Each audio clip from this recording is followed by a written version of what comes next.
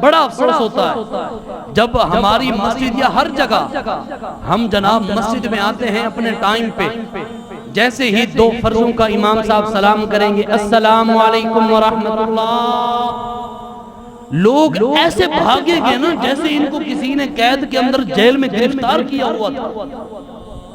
یہ المیہ ہے۔ کیا ہم نے نماز جمعہ کو صرف 2 رکعت کے لیے مقرر کیا یارو؟ میں اور آپ اپنے اپنے گریبان میں سوچیں، اور اقبال کی زبان میں کہ کبھی اے حقیقت منتظر نظر آ لباس مجاز میں، ہزاروں سجدے تڑپ رہے ہیں تیری محجبین و نیاز میں۔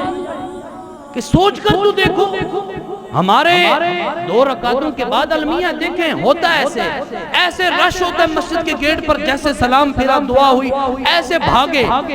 یارو یہ اس کا مطلب ہے کہ آپ پر کسی نے بوجھ ڈالا ہوا تھا جو کہ آپ نے جلدی سے اتارا ہے اور چلے گئے۔ یہ المیہ مجھے اچھا نہیں لگتا، یہ ہمیں اچھا نہیں لگتا۔